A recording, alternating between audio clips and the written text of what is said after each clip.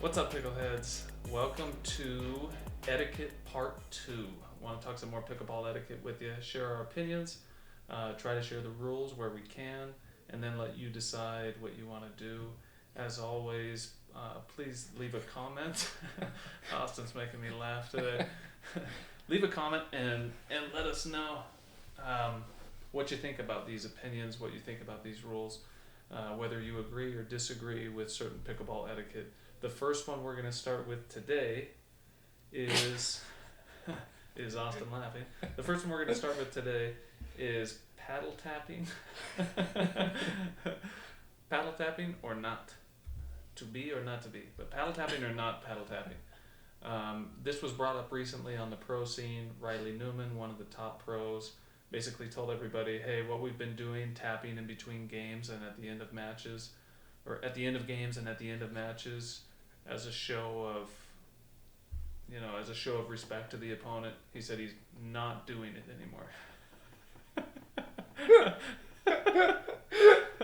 I'm just thinking about Spencer told me a funny story about our uncle, how he stands right next to his face when he's explaining something. And right now we're sharing a mic, so we kind of got to shout so that you guys can hear us. Anyways. Yeah, we apologize for having to share a mic today, but the audio still should be good. What I was telling him is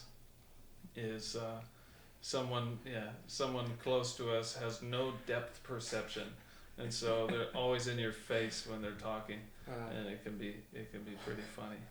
But anyway, back to paddle tapping. So typically a paddle tap is if you're going up to the net and still laughing.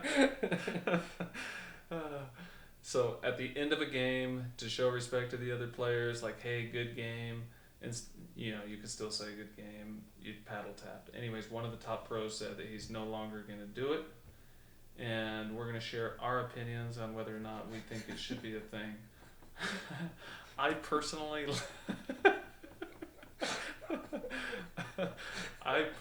like it. I think it should be a thing at the end of each game, at the end of each match. It's just to show respect to the other opponent. Whether you win or lose, it's like, hey, good job. I think it's cool either way. If Austin can do it without laughing, we're going to have him share his opinion on it. Yeah, so my opinion is on paddle tapping, I think it should be done away with, especially in between games. But if you guys are doing 2 out of 3, typically if you're playing with 4 players, you'll play with each person best 2 out of 3. So you end up playing 3 different best 2 out of 3s with the 4 people. I think it's fine to tap paddles at the very end. So if they beat you 2-0, fine to tap paddles, but I'm not down for in between games. At the same time, I don't know. I don't think there needs to be a paddle tap at all. In tennis, there's not. At the very end of a match, you guys will go shake hands. But that being said, in tennis, if you're playing rec just with friends or even people that aren't your friends, you don't go shake hands unless it's an official tournament. It's just kind of like, I don't know. But I'd say it's more so we go tap paddles and it's just like we're just greeting each other and saying like good job type of thing because we're all friends there. But yeah, regardless of rec or I'd err more on the side of just I'm not really interested in it. So that'd be cool if it was done away with, just because it's an inconvenience for me. I want to just go grab my water and just be like, great match, good job, as I grab my water. Yeah. No need to go huddle over the net. I don't know, just kind of weird.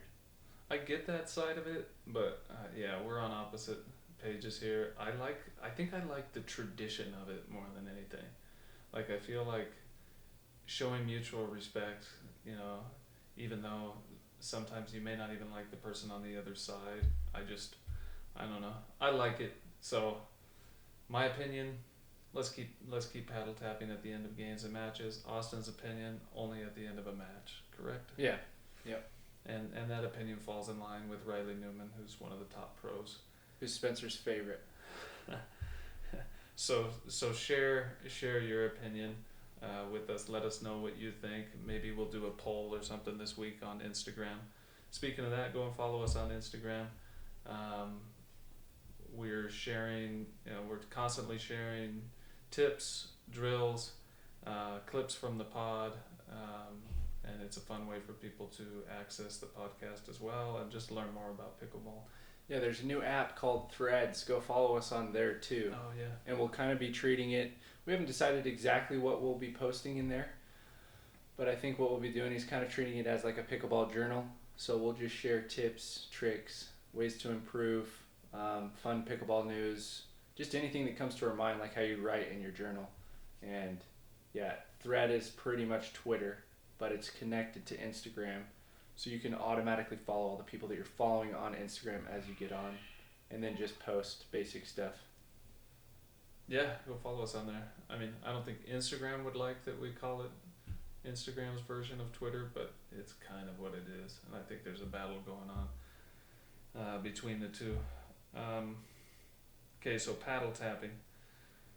Singles versus doubles while waiting in line for a public court. Okay, I have a strong opinion about this one. Again, Austin and I have not talked to each other. I don't know what his opinion is on this. But sometimes it's hard to find a court lately.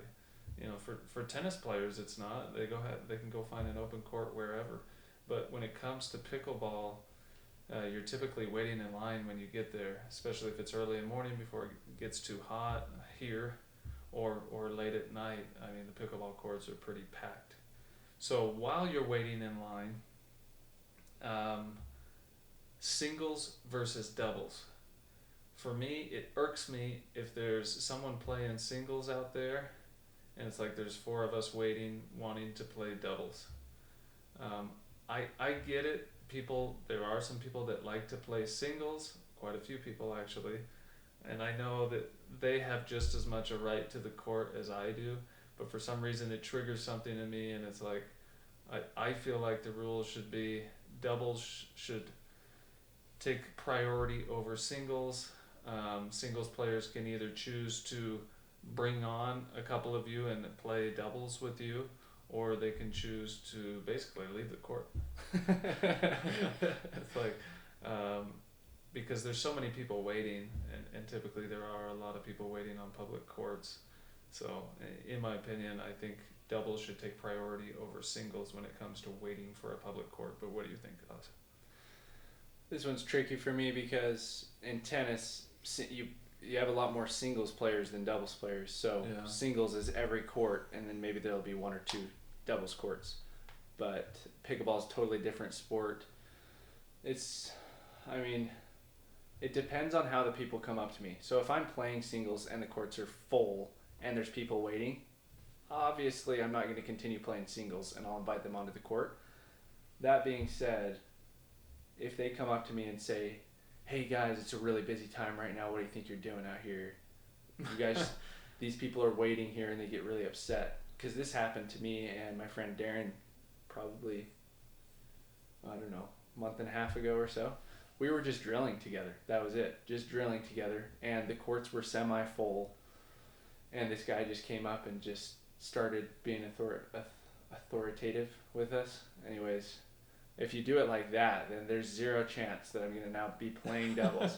I will continue drilling, and I will continue using the entire court because I was here first. I was the one that chose to get up at 5:30 in the morning and come onto this court, and there's nothing you can do about it. But if you come onto the court and you're like, "Hey guys, it's actually like super packed. If you guys wouldn't mind, could we get some doubles games in?" Totally fine. But if you just come onto the court totally pissed, I'm going to be totally pissed, and you're not getting the court. And then Austin will fight you. yeah, I'll send one of my friends to fight you. And then as for my opinion, I had a different opinion where people stack paddles. So where I'm from, there's just courts. There's tons of courts, but they still get totally packed because it's pickleball mecca in St. George, Utah. How many courts are there? So there's 24 courts at Little Valley, and then there's 6 courts at 3 different locations, and then there's 8 indoor courts at a different location, and then there's just like random two courts at a ton of different locations around as well. So there's tons of courts, but the courts still get packed, especially in the summer.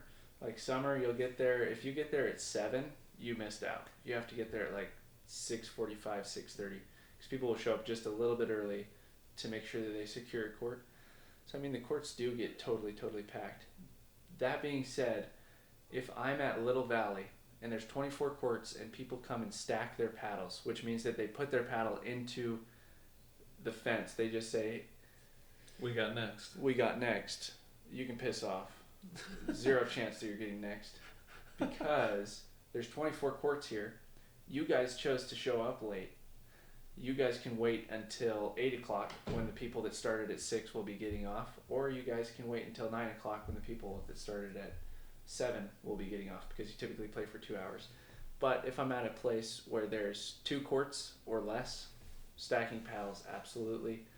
I'm still indifferent to it when it's like 6 courts or even 8 courts, 8 or even 6 courts where people stack paddles. I don't know. Obviously, if you're in a place like Las Vegas, there's not nearly as many courts in the area that you're in, because it takes like 45 minutes to get to where there's a different pair of courts, honestly. So it's like, that kind of makes sense. But then if you come to St. George and you're like, hey, we're from northern Utah, we're going to play on your guys' court. No, you're not, actually. You're going to wait until we're finished, because we got here early. We woke up early so that we could be here. Yeah. But what's your opinion on that? That I agree with 100% too. But still, there's the singles versus doubles thing. So here in Vegas, Sunset Park is the only place. It's over by the airport, which is somewhat ghetto over there. Sorry for anyone that lives there. It's very ghetto. Yeah, and it's like, that's the only place where they have 20-something courts where we can, but even that can get full too. But they have a good idea.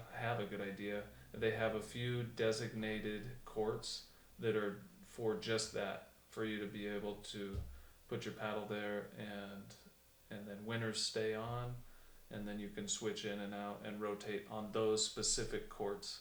Whereas the other courts at the facility, you can't do that. It's first come, first serve, which I love. And I really don't think there should be a time limit on anyone when they're out there. I think it should be first come, first serve. If you're not there, too bad. But when it comes to singles versus doubles, even if you're the first one there, I think it would be cool, like Austin said, you make a good point. It'd be cool of you to gently ask, or be kind about asking, instead of saying, you don't deserve to be over here because you're only 2 and there's 4 of us. It was really funny. The other day we were playing. Everybody started at 6.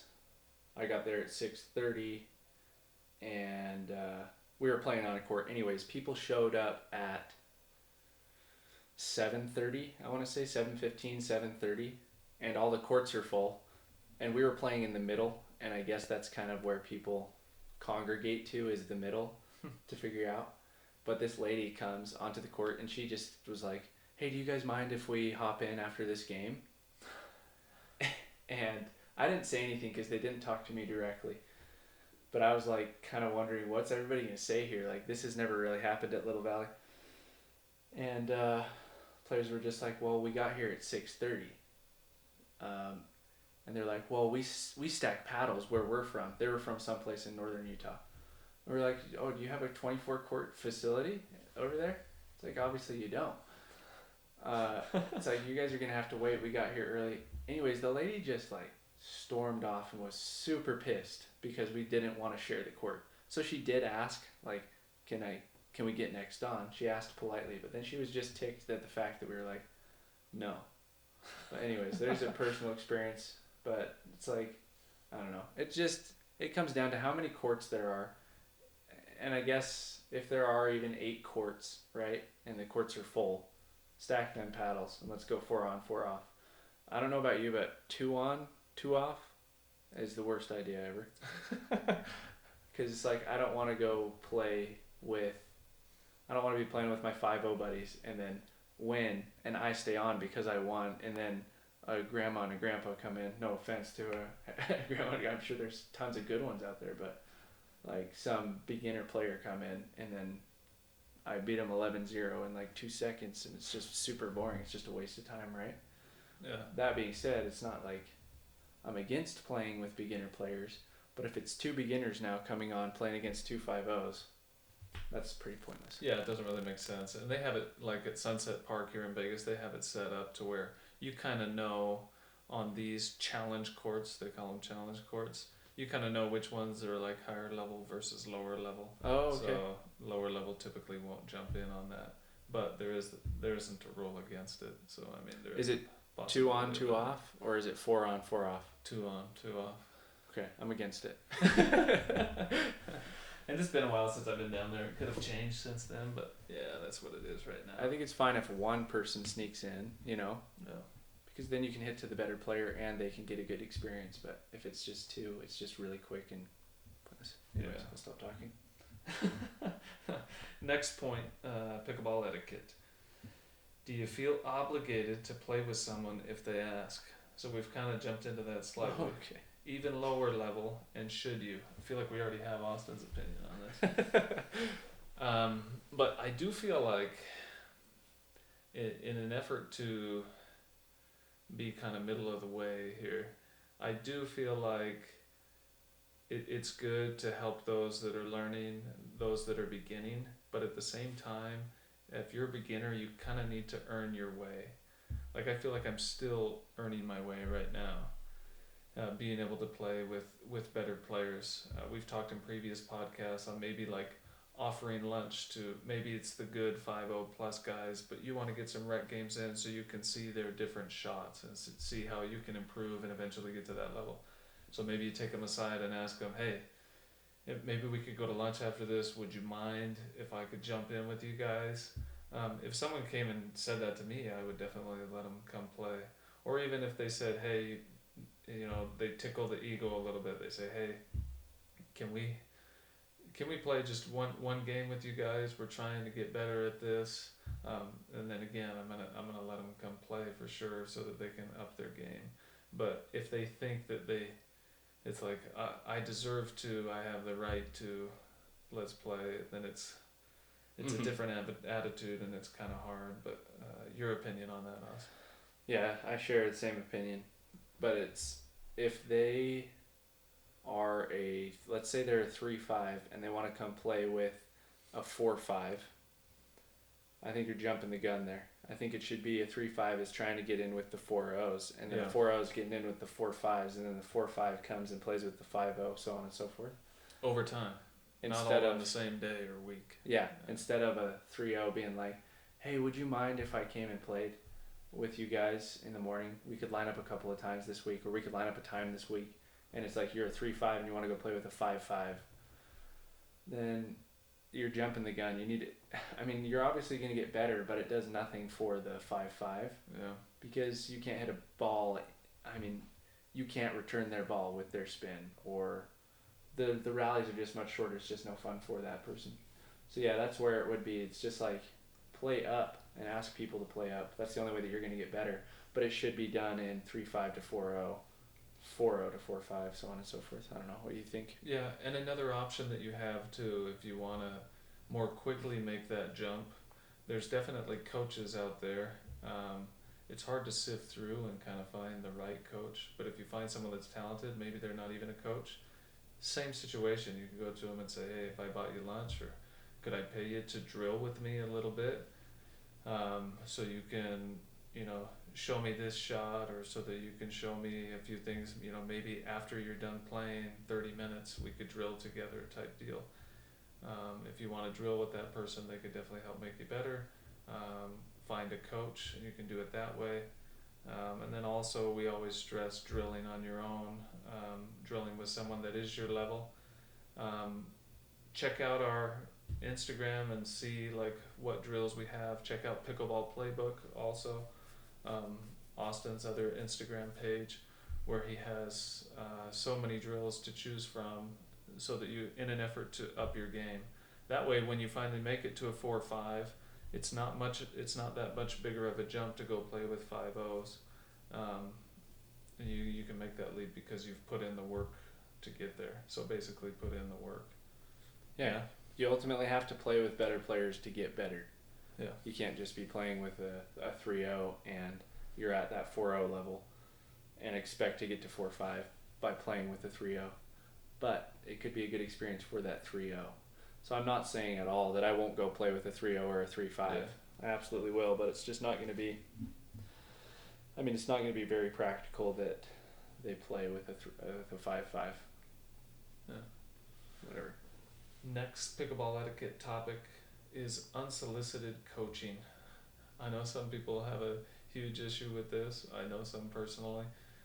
Me, I'm kind of fine either way. If someone wants to like start coaching me without me asking them to, like fine, I'll typically just blow them off. Where it bothers me a little bit is like maybe this person is a beginner and they've only been playing for a few months, but they feel like it's their duty to tell you that you're doing something wrong. But yeah, unsolicited coaching, I know it's frowned upon. A lot of people do not like it. Some people are just there to have fun.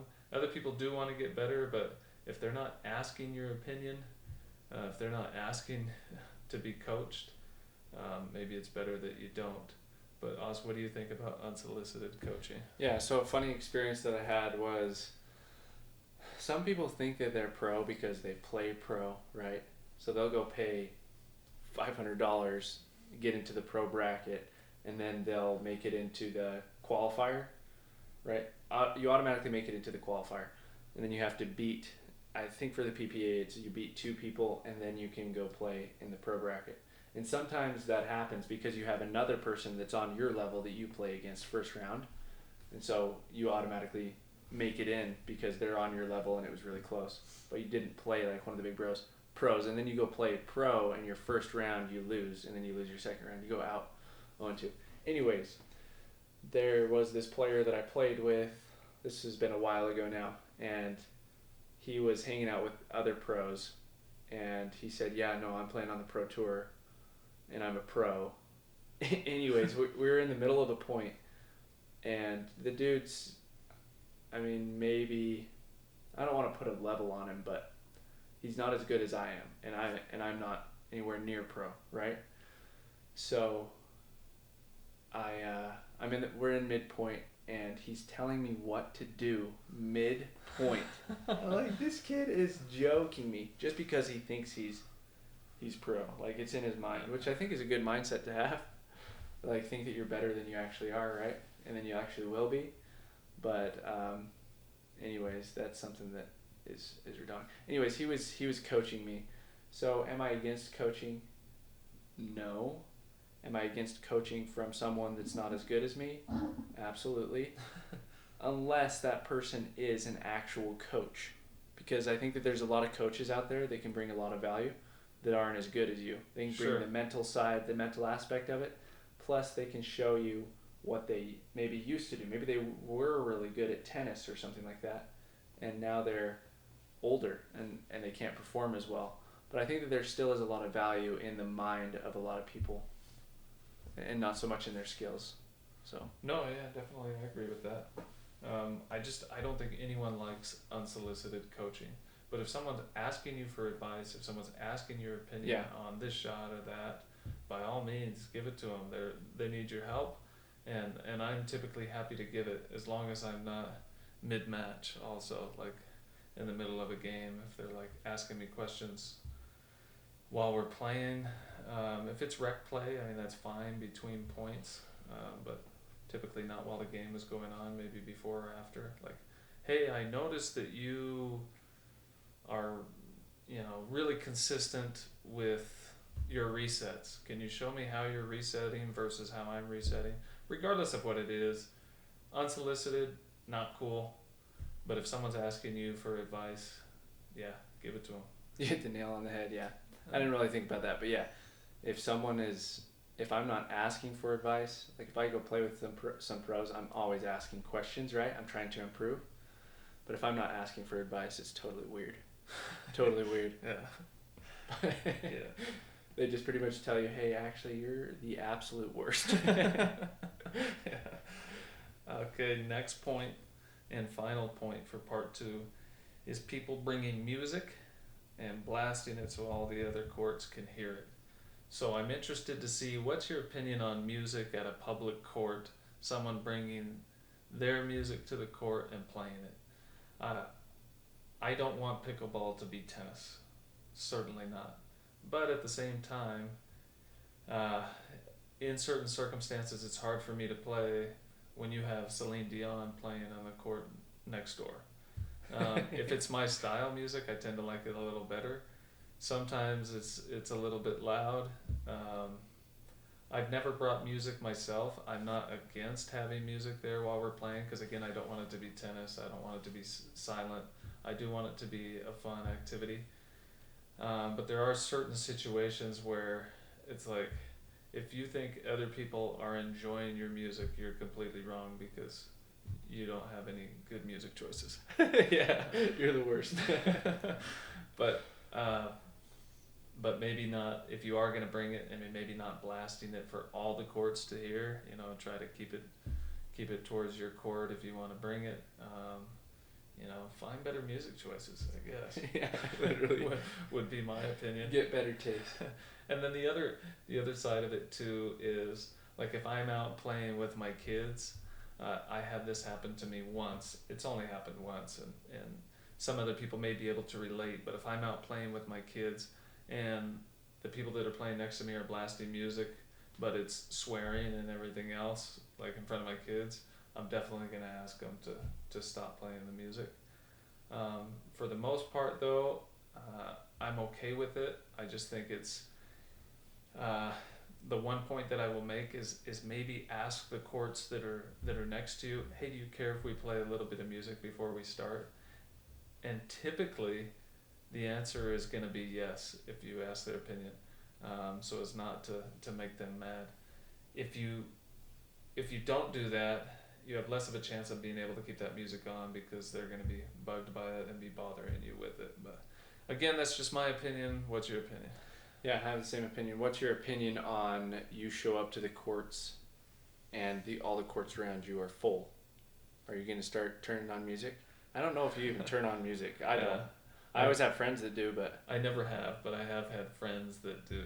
So me personally, no, I'm not going to.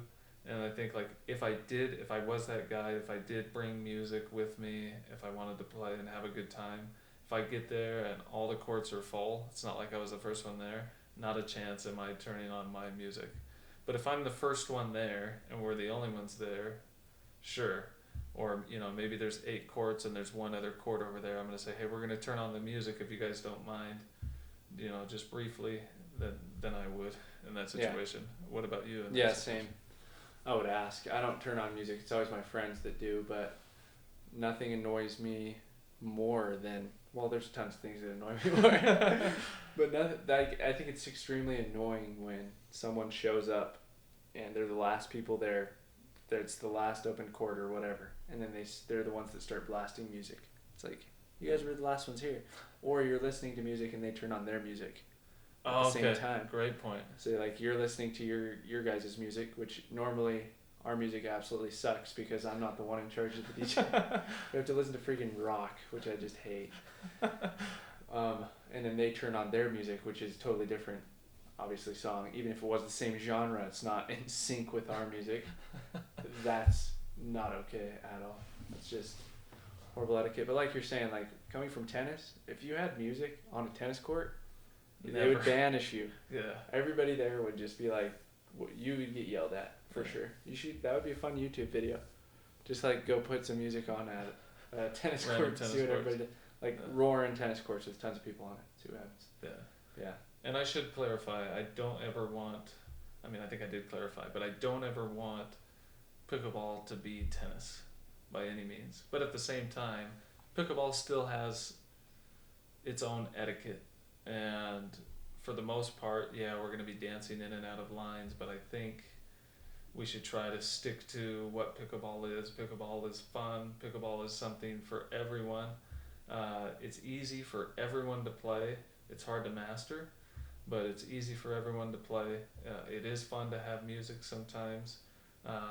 Don't start blasting your music if someone else already has it on. And but still enjoy your time on the pickleball court. I think that's it for etiquette part 2. I'm sure in the future we'll have some more etiquette subjects.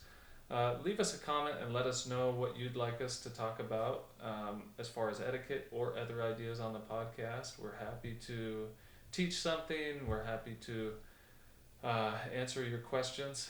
whatever questions you may have. Let us know on Instagram, or like Austin said, let us know on YouTube or on Spotify, and we'll make sure and answer those questions for you. Yep. Later, pickleheads. See ya. It's kind of funny when we have that